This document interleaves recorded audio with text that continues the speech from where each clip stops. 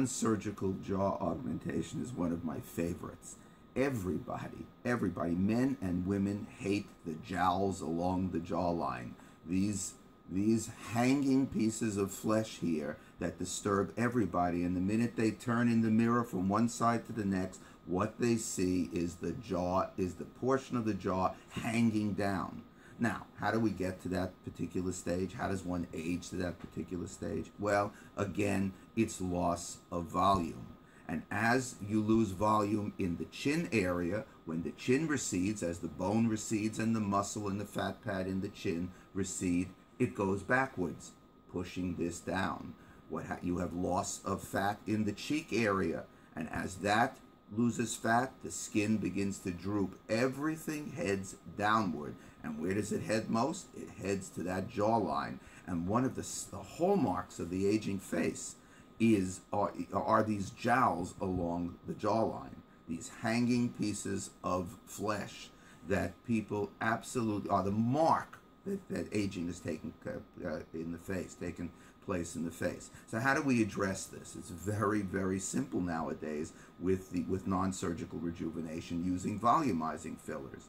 What happens is, if the chin needs to be augmented because it's become too recessed, too pushed back, we can augment the chin, which can be a separate procedure of chin augmentation, but often is combined, at least in my hands, I'll combine it by extending the chin back to where it was in youth. You can see it immediately stretches by stretching the chin back so that the chin projection is as youth, the jaw gets straightened.